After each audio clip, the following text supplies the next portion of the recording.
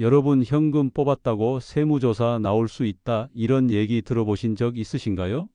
요즘 인터넷과 커뮤니티에서 하루에 1,000만 원만 넘게 인출해도 국세청에서 조사 나온다는 말이 퍼지고 있습니다.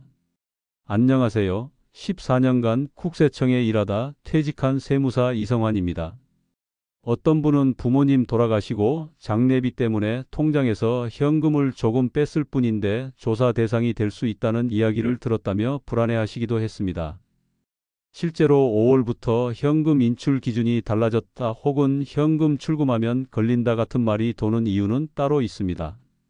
그런데 진짜 중요한 건 이런 소문 뒤에 숨겨진 오해와 정말 세금을 줄일 수 있는 정보가 따로 있다는 점입니다. 14년간 국세청에서 실제 세무조사와 상속세 업무를 담당했던 전문가로서 단언컨대 많은 분들이 현금을 인출했다는 이유만으로 걱정하실 필요는 없습니다. 하지만 정말 조심해야 할 순간은 따로 있고 그 시점을 놓치면 억울하게 세금을 더 내게 될 수도 있습니다. 지금부터 그 오해가 왜 생겼는지, 어떤 경우에 정말 문제가 될 수 있는지, 그리고 무엇보다 가족 간 돈 거래나 상속 관련해서 우리가 반드시 챙겨야 할 것들이 무엇인지 하나하나 짚어드리겠습니다.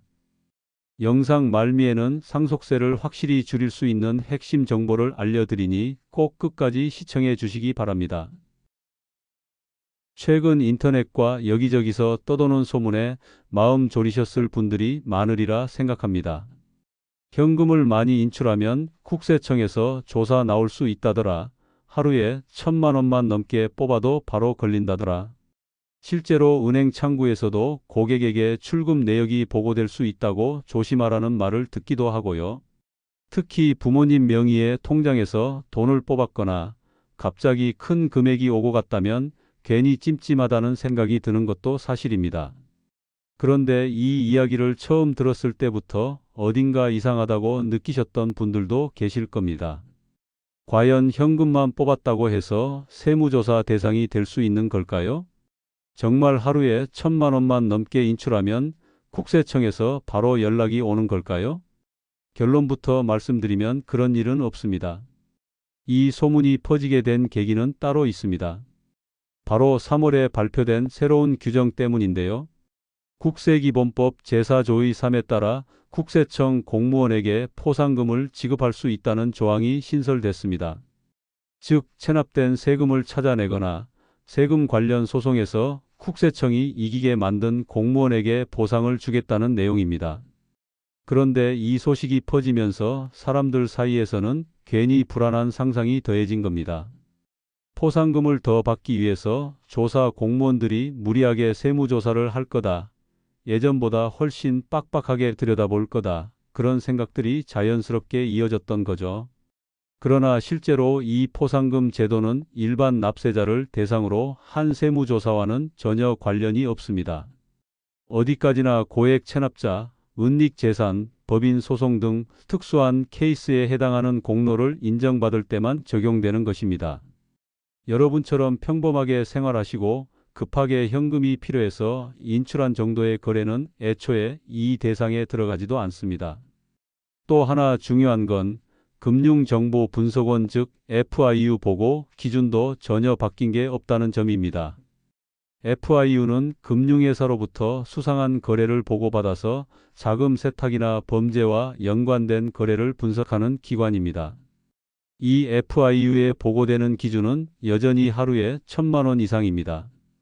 하루에 1,000만 원 넘게 현금을 입출금했다고 무조건 조사가 나오는 게 아닙니다. 단지 해당 은행에서 이 거래가 수상하다고 판단하면 FIU에 보고될 수 있다는 것뿐입니다. 이 역시 세무조사와는 완전히 별개의 절차입니다. 예를 들어서 여러분이 갑자기 2,000만 원을 현금으로 인출했다고 가정해 보겠습니다. 그 이유가 부모님 병원비를 마련하기 위해서였다면 은행에서 누군가 수상하다고 느껴 FIU에 보고했다 하더라도 국세청이 바로 조사에 착수하는 일은 없습니다. 왜냐하면 국세청은 해당 거래가 세금 탈루와 관련이 있는지를 먼저 검토해야 하기 때문입니다. 대부분의 경우는 그냥 지나갑니다. 특별한 정황이나 추가적인 이상 거래가 없다면 아무 일도 일어나지 않습니다. 하지만 이 다음부터가 진짜 중요합니다. 여러분이 부모님 통장에서 현금을 인출했다면 그 시점이 언제인지에 따라 상황이 완전히 달라집니다. 사망 전인지, 사망 직후인지, 아니면 사망 신고 이후인지에 따라 세금 문제도 크게 달라집니다. 그리고 이 과정에서 실제로 상속세 폭탄을 맞을 수도 있습니다. 이 내용은 반드시 알고 계셔야 합니다. 지금부터 설명드리겠습니다. 먼저 사망일 이후 고인 명의의 통장에서 현금을 인출하는 것에 대해 이야기해 볼까요? 부모님이 돌아가신 후에는 부모님 명의의 모든 재산이 상속 재산이 됩니다. 은행 계좌도 마찬가지입니다. 사망 신고가 접수되면 은행은 해당 계좌를 동결합니다. 이는 상속인들 간의 분쟁을 막고 재산을 안전하게 보존하기 위함입니다. 만약 사망 신고 전에 고인의 계좌에서 돈을 인출했다면 이는 법적인 분쟁의 소지가 있습니다. 예를 들어 다른 상속인이 왜 내 동의 없이 돈을 인출했느냐며 문제를 제기할 수 있는 것입니다. 하지만 중요한 것은 사망일 이후의 인출 자체는 상속세에는 직접적인 영향을 주지 않는다는 점입니다. 사망일 기준으로 고인의 재산이 확정되기 때문에 그 이후의 인출은 재산 목록에 이미 포함된 돈을 옮기는 행위로 보기 때문입니다. 마치 김치 냉장고에 넣어둔 김치를 꺼내 먹는 것과 같다고 생각하시면 됩니다. 김치 냉장고에 김치가 있다는 사실은 변함이 없으니까요. 하지만 정말 조심하셔야 할 부분은 바로 사망일 이전에 미리 현금을 인출하는 경우입니다. 특히 부모님이 위독하시다는 소식을 듣고 병원비나 장례비 명목으로 부모님 통장에서 현금을 미리 빼두는 경우가 종종 있습니다. 이때는 절대 조심하셔야 합니다. 상속세법에는 추정 상속 재산이라는 개념이 있습니다. 이는 사망하기 전 1년 이내에 2천만 원 이상 또는 2년 이내에 5천만 원 이상 인출된 금액 중 사용처가 명확하지 않은 돈에 대해 상속 재산으로 추정하여 세금을 부과하는 제도입니다. 쉽게 말해 돌아가시기 직전에 빼낸 큰돈의 사용처를 증명하지 못하면 그 돈이 마치 부모님이 여러분에게 미리 주신 것처럼 간주되어 상속세가 부과될 수 있다는 뜻입니다. 마치 부모님이 여러분에게 용돈을 주셨는데 그 사실을 아무도 모르고 있다가 나중에 문제가 생기는 것과 비슷하다고 생각하시면 됩니다. 예를 하나 들어보겠습니다. 실제로 있었던 사례인데요. 어머니가 위독하다는 소식을 듣고 큰아들이 급히 2천만 원을 인출했습니다. 병원비로 일부 사용했고 나머지는 현금으로 보관했습니다. 그런데 어머니가 돌아가신 후 상속세 신고를 하는 과정에서 그 현금이 문제가 되었습니다. 인출 시점이 사망일보다 며칠 전이었기 때문에 상속 재산에서 빠진 금액으로 지적되었고 결국 세무서에 소명 자료를 제출해야 했습니다.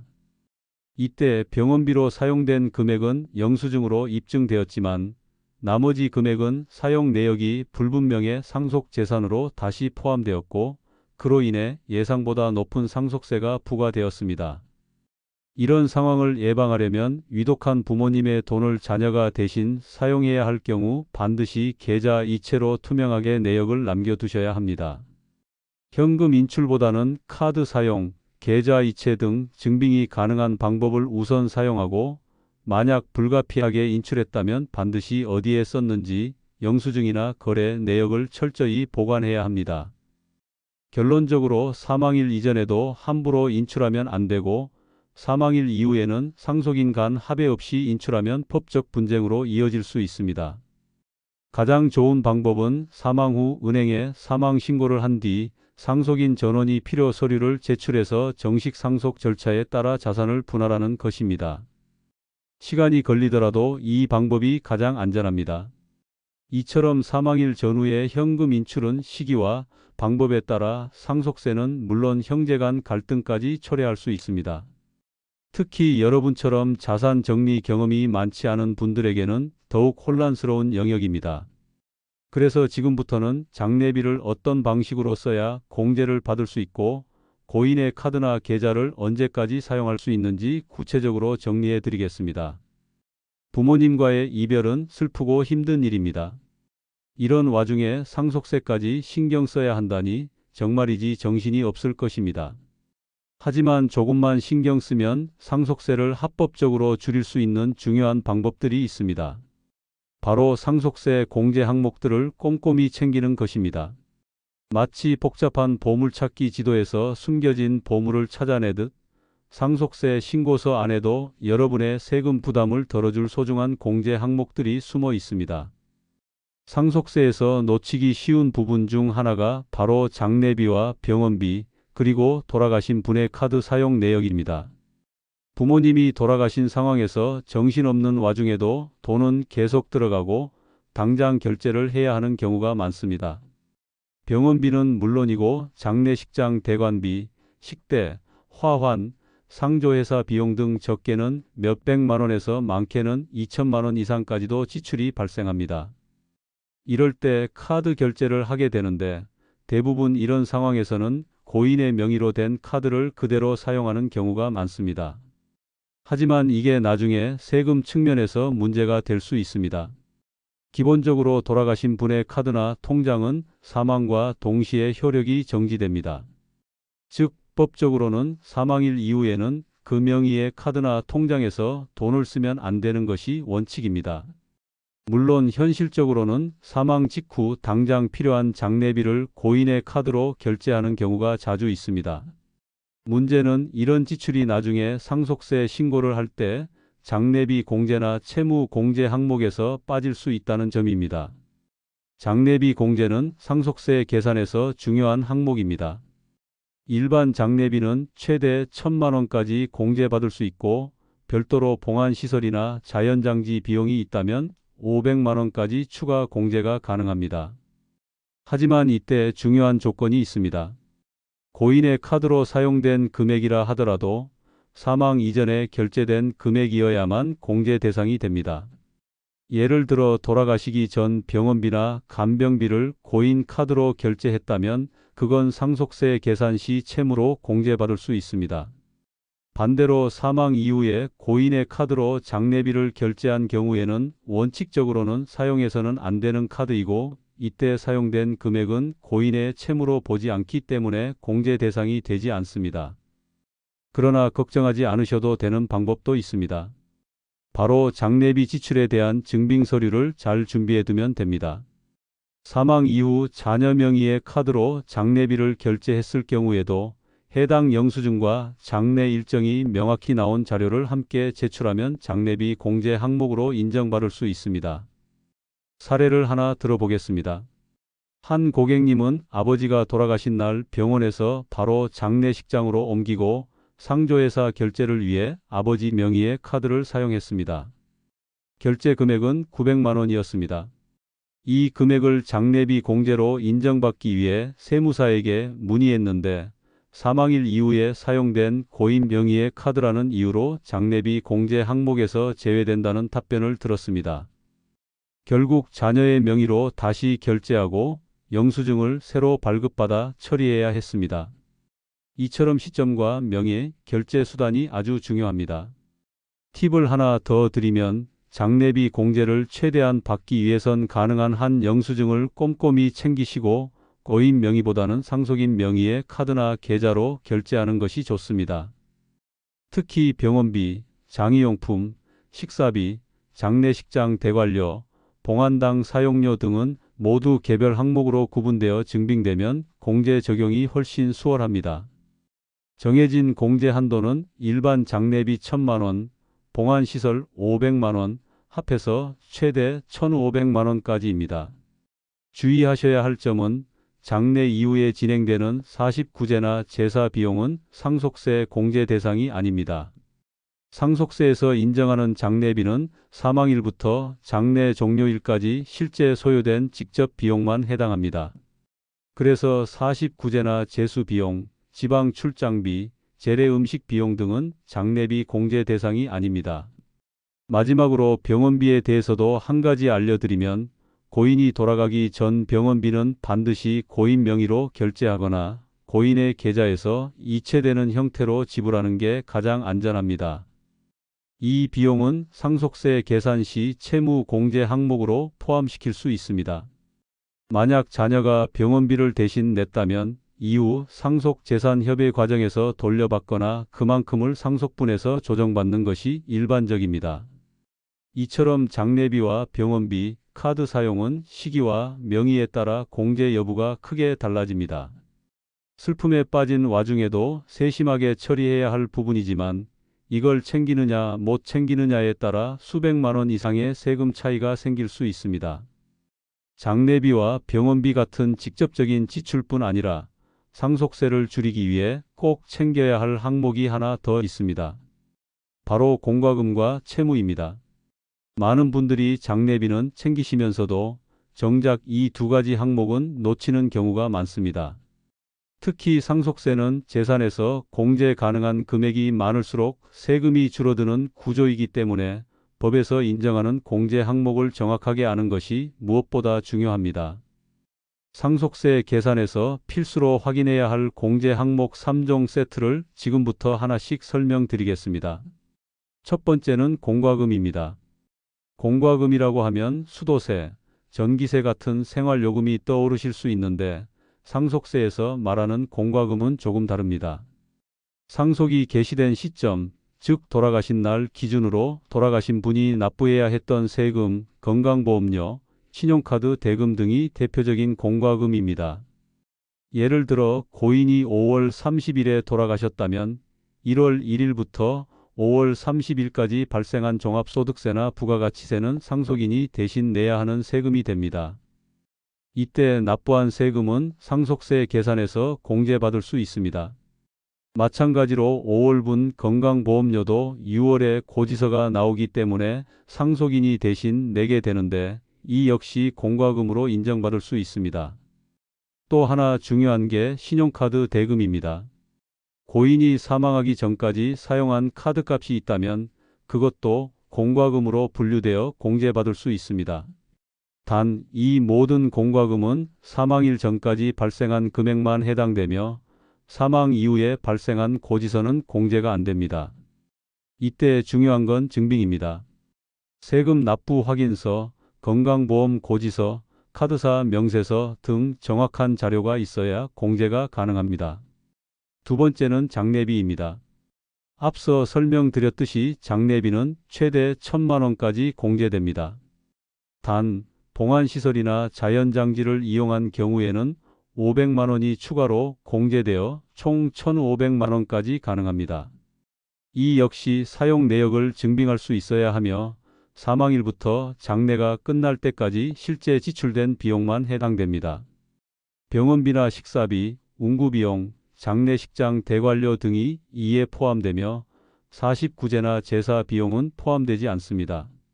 세 번째는 채무입니다. 채무는 말 그대로 고인이 살아있을 때 지고 있던 빚을 의미합니다. 가장 일반적인 채무는 금융기관에서 받은 대출금입니다. 고인이 금융기관에서 돈을 빌려서 사용 중이었다면 상속 개시일 기준으로 남아있는 대출 잔액은 상속세 계산 시 공제 대상이 됩니다. 이때는 금융기관에서 부채 증명서를 발급받으면 바로 확인할 수 있습니다. 여기서 중요한 게 바로 실명과 실거래의 일치 여부입니다. 예를 들어 고인이 자녀 명의로 대출을 받아 실제 본인이 사용한 경우가 있습니다. 실제 돈은 고인이 썼지만 대출자는 자녀로 되어 있다면 이걸 채무로 인정받기 위해서는 아주 명확한 입증이 필요합니다. 전체 금융거래 내역을 분석해서 고인이 그 자금을 직접 사용했다는 사실을 보여줘야 하고 이자 납부도 고인이 했다는 내역이 있어야 합니다. 입증이 충분하면 공제받을 수 있지만 그렇지 않으면 증여로 판단돼 오히려 세금이 더 나올 수 있습니다. 또한 가족 간 채무도 공제 대상이 될 수 있습니다. 예를 들어 자녀가 아버지에게 병원비나 생활비를 빌려드렸고 그에 대한 차용증이 있으며 실제 이체 내역과 사용 내역이 있다면 이 역시 채무로 인정받아 상속세에서 공제받을 수 있습니다. 반대로 고인이 자녀에게 돈을 빌려주고 아직 받지 못한 경우는 상속 재산에 포함되기 때문에 신고 시 반드시 포함해야 합니다. 정리를 해보면 공제 항목 3종 세트인 공과금, 장례비, 채무는 모두 상속 개시일, 즉 사망일을 기준으로 판단됩니다. 시점이 중요하고 입증이 핵심입니다. 누가 돈을 썼는지, 어디에 썼는지, 어떻게 입증할 수 있는지가 공제 여부를 좌우합니다. 실수 없이 공제받기 위해선 반드시 관련 증빙을 꼼꼼하게 준비하셔야 합니다. 이 세 가지 항목을 제대로 챙기기만 해도 상속세 부담을 크게 줄일 수 있습니다. 앞서 말씀드린 공제 항목들을 제대로 챙기셨다면 상속세의 기본적인 절세 전략은 어느 정도 갖추신 겁니다. 그런데 여기서 한 가지 더 짚고 넘어가야 할 중요한 부분이 있습니다. 바로 가족 간의 돈거래입니다. 특히 부모님과 자녀 사이의 돈거래는 대부분 너무 자연스럽게 이루어지기 때문에 세금 문제로 연결된다는 생각 자체를 못 하시는 분들이 많습니다. 하지만 상속세나 증여세에서는 이 가족 간 거래가 굉장히 중요한 기준이 됩니다. 실제로 세무조사에서 가장 자주 들여다보는 항목이기도 합니다.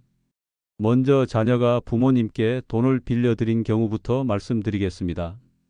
예를 들어 병원비나 간병비 혹은 생활비가 부족하셔서 부모님이 자녀에게 돈을 빌리신 상황입니다. 이럴 때 자녀 입장에서는 효도하는 마음으로 도와드렸지만 실질적으로는 대출 개념으로 돈을 드린 거라면 상속세 신고할 때 반드시 채권으로 처리해야 합니다. 이 경우 상속세 계산 시 그만큼 부모님의 채무로 인정받아 상속세를 줄일 수 있습니다. 단 이걸 인정받으려면 조건이 있습니다. 단순히 부모님께 돈을 드렸다는 사실만으로는 부족하고 명확한 입금 내역, 사용 내역, 그리고 이자 지급 여부가 있어야 합니다. 특히 차용증이 있다면 더 좋고 매달 일정 금액이라도 이자를 받았다면 사실상 대출 거래로 인정될 가능성이 높아집니다.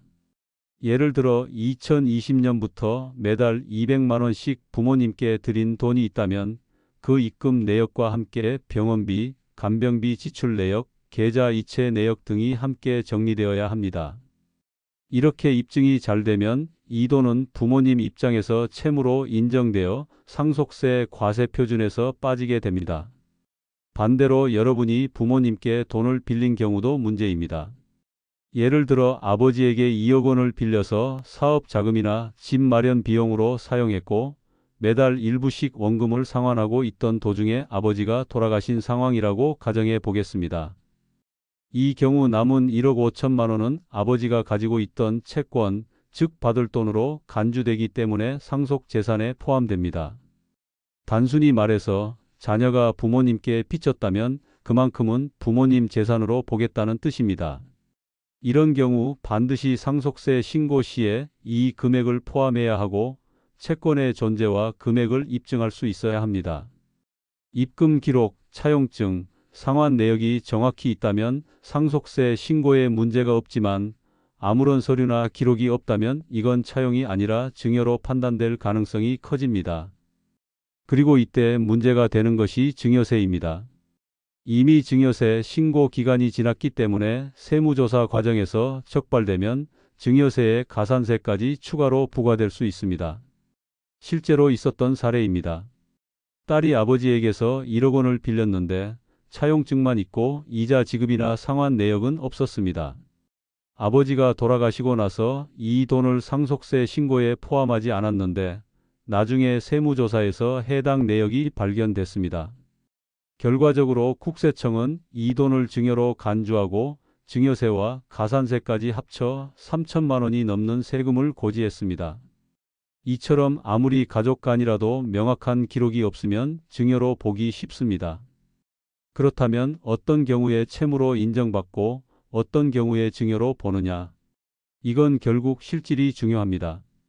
국세청은 문서보다 실질을 우선시하기 때문에 가족 간 돈거래라 해도 실제 대출로 보일 수 있는 입증 자료가 있다면 채무로 인정합니다.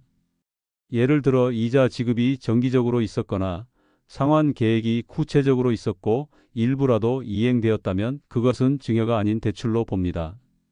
반면 입금만 있고 이자도 없고 상환도 없었다면 아무리 차용증이 있어도 증여로 간주될 가능성이 높습니다. 또한 자녀가 부모님께 돈을 빌려줄 때는 반드시 계좌 이체로 하고 거래 내역과 영수증, 차용증까지 함께 보관하시는 것이 좋습니다. 현금으로 전달하거나 가족끼리라서 그냥 말로만 주고받는 방식은 절대 추천드리지 않습니다. 나중에 증여세 문제로 이어질 가능성이 높기 때문입니다. 정리하면 가족 간 돈거래는 아주 민감한 영역입니다. 특히 상속세나 증여세에서 큰 영향을 미치기 때문에 거래가 있었던 분들은 반드시 자료를 정리해 두셔야 합니다. 단순히 효도하는 마음으로 도와드린 돈이 나중에 가족 간 갈등이나 세금 폭탄으로 돌아오지 않도록 지금부터라도 명확하게 기록을 남기시는 게 좋습니다. 가족 간 돈 거래를 정리하고 나면 상속세 계산의 큰 뼈대는 완성된 셈입니다. 그런데 여기서 또 하나 반드시 체크하셔야 할 중요한 날짜가 있습니다. 바로 6월 1일입니다. 이 날짜는 상속세 자체와는 조금 다르지만 상속 이후 뒤늦게 종합부동산세와 재산세로 세금 폭탄을 맞는 분들이 생기는 핵심 포인트입니다. 특히 부모님이 부동산을 많이 보유하고 계셨거나 공시지가가 높은 토지를 상속받으신 경우에는 이 날짜 하나 때문에 수백만 원에서 수천만 원까지 세금이 달라질 수 있습니다. 먼저 기본 개념부터 설명드리겠습니다. 종합부동산세와 재산세는 매년 6월 1일을 기준으로 부과됩니다. 다시 말해 6월 1일 현재 부동산을 누가 갖고 있느냐가 과세 기준이 된다는 뜻입니다. 그런데 문제는 부모님이 돌아가신 날이 이 기준일 전이냐, 후냐에 따라 세금 부담 주체가 완전히 달라진다는 점입니다. 예를 들어 5월 30일에 어머니가 돌아가셨다고 해보겠습니다. 이 경우 6월 1일까지 상속 등기가 완료되지 않았다면 세법상 해당 부동산은 특정 상속인이 전부 소유한 것으로 간주합니다. 이것을 사실상 소유자 규정이라고 부릅니다. 상속인 중 지분이 가장 높은 사람, 보통은 배우자이거나 배우자가 없을 경우 장남이 여기에 해당합니다. 문제는 이렇게 사실상 소유자로 지목되면 그 사람 명의로 부동산 전체가 종부세 대상이 되기 때문에 예상보다 큰 세금이 나올 수 있다는 겁니다. 공시지가가 10억 원 이상인 토지나 건물을 상속받았다면 종부세 기준금액을 초과하기 쉽습니다. 특히 여러 상속인이 있는데도 불구하고 종부세가 한 사람에게 몰려 부과되면 그 금액은 훨씬 더 커지게 됩니다. 예를 들어 공시지가가 15억 원인 나대지를 3남매가 공동으로 상속받았는데 상속 등기를 하지 않고 넘기면 장남이 전부를 소유한 것으로 간주되어 종부세가 수백만 원 이상 나올 수 있습니다. 이럴 때는 어떻게 해야 할까요? 만약 상속이 6월 1일 이전에 발생했다면 6월 15일까지 시청이나 군청, 구청에 사실상 소유자 신고를 반드시 하셔야 합니다. 모든 상속인이 각자 1분의 1 또는 실제 협의 지분대로 신고를 하면 공동소유로 간주되어 종부세도 각자의 공제 한도만큼 나눠져 부담이 훨씬 줄어듭니다. 요즘은 부동산 공시지가가 워낙 올라서 한 명이 단독 명의로 보유할 경우 금방 과세 기준을 초과하게 되므로 이 신고는 꼭 해주셔야 합니다. 반대로 6월 1일 이후에 부모님이 돌아가셨다면 상황이 좀 다릅니다. 그 경우에는 고인의 명의로 재산세나 종부세 고지서가 나올 수 있습니다. 이 세금은 상속인이 대신 납부하게 되지만 상속세 신고할 때 공과금 항목으로 포함해서 공제를 받을 수 있습니다. 즉, 돌아가신 날이 6월 10일이라면 그 이후 고지되는 재산세와 종부세는 상속 재산을 관리하는 과정에서 발생한 비용으로 인정되어 상속세를 줄이는 데 활용할 수 있는 것입니다. 이처럼 6월 1일이라는 날짜는 단순히 세금 부과일이 아니라 상속을 받는 입장에서는 매우 전략적으로 접근해야 할 요소입니다. 실무에서는 상속이 발생해도 등기 이전, 협의 이전이라 시간이 부족한 경우가 많습니다. 그렇기 때문에 6월 1일 이전에 사망한 경우라면 반드시 사실상 소유자 신고를 통해 공동소유로 등록을 마쳐야 하고 6월 1일 이후 사망이라면 세금 납부 후 공제 처리까지 꼼꼼히 챙겨야 합니다. 마지막으로 부동산 상속이 많은 경우에는 사전에 전문가와 상담을 통해 등기 시점, 신고 시기, 분할 방식 등을 설계하는 것이 세금 전략에 큰 도움이 됩니다. 단 하루 차이로 세금이 수백만 원 더 나올 수도 있고 신고 한 번으로 그 부담이 사라질 수도 있습니다. 그래서 6월 1일 전후는 단순한 날짜가 아니라 상속인의 세금 운명을 가르는 중요한 기준이라는 사실을 꼭 기억하시기 바랍니다. 지금까지 상속세와 관련된 오해부터 진짜 조심해야 할 상황들까지 실제 세무 현장에서 자주 마주하는 사례를 중심으로 풀어드렸습니다. 오늘 영상의 핵심은 단 하나입니다. 많은 분들이 인터넷에서 떠도는 이야기만 믿고 불안해하시지만 정말 중요한 건 제도가 아니라 타이밍과 증빙입니다. 현금 인출 자체가 문제가 되는 것이 아니라 그 시점과 출처가 불분명할 때 세무상 리스크가 생기는 것이고, 가족 간 돈거래 역시 마음만 앞서고 기록이 없다면 오히려 세금으로 되돌아올 수 있습니다. 특히 상속 개시일이 언제인지 6월 1일 전인지 후인지에 따라 종합부동산세와 재산세 부담이 천차만별로 달라지는 만큼 세무 처리는 감정이 아닌 데이터로 해야 합니다.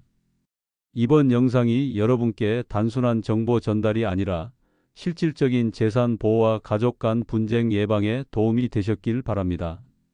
오늘 내용이 유익하셨다면 구독과 좋아요, 알림 설정 꼭 부탁드립니다. 주변에 비슷한 상황에 놓인 가족이나 지인분들에게도 꼭 이 영상을 전달해 주시길 바랍니다. 알고 준비하는 분과 모르고 당하는 분의 차이는 단순히 20에서 30만 원이 아닌 2천에서 3천만 원의 차이로 이어질 수 있습니다. 다음 영상에서는 전기요금 70만 원 돌려받는 방법, 선풍기나 에어컨만 있어도 무조건 신청할 수 있는 제도에 대해 안내해 드릴 예정입니다. 실생활에 꼭 필요한 꿀팁 놓치지 마시고 다음 영상도 꼭 시청해 주세요. 영상 끝까지 시청해 주신 여러분께 드리는 마인드샷 특가 상품을 안내해 드립니다. 첫 번째 상품은 나는 노후에 가난하지 않기로 결심했다입니다. 우리 채널에서 노후 준비의 중요성에 대해 꾸준히 말씀드리고 있는데요. 막상 어디서부터 어떻게 시작해야 할까? 막막하게 느끼시는 분들이 많으실 겁니다. 바로 그런 분들께 오늘 제가 강력하게 추천해 드리고 싶은 책이 바로 나는 노후에 가난하지 않기로 결심했다입니다. 이 책은 연금저축 전문 인기 유튜버이신 서대리님이 본인의 실제 경험과 노하우를 바탕으로 누구나 월 30만 원으로 부유한 노후를 준비할 수 있는 구체적이고 현실적인 방법들을 아주 명쾌하게 제시하고 있어요. 특히 ETF 연금저축의 기적이라고 불릴 만큼 강력한 전략들을 담고 있어서 초고속 인플레이션 시대에 우리 월급을 지키고 자산을 불려나갈 수 있는 훌륭한 지침서가 될 겁니다. 더 이상 노후 준비를 막연하게 생각하지 마시고 이 책과 함께 오늘 당장 실천 가능한 계획을 세워보시는 건 어떨까요? 두 번째 상품은 퍼니메이드 클러치 다이어리입니다. 은퇴 후에는 연금 수령 계획, 건강관리, 새로운 취미, 생활 등 신경 써야 할 일들이 생각보다 많습니다. 이 모든 것을 체계적으로 관리하고 기록하는 것이야말로 여유롭고 계획적인 노후 생활의 첫걸음이겠죠. 이런 A5 사이즈의 60 다이어리는 연금 스케줄, 병원 방문 기록, 재정 목표 혹은 버킷리스트까지 한눈에 정리하고 관리하기에 정말 유용합니다. 특히 이 제품처럼 수납 공간이 잘 되어 있는 커버는 중요한 영수증이나 서류 조각들을 보관하기에도 좋습니다. 은퇴 후의 소중한 시간과 계획들을 꼼꼼하게 관리하고 싶으신 분들께 실용적인 도구가 될 것입니다. 마지막 상품은 파카 만년필 조토 오리지널입니다.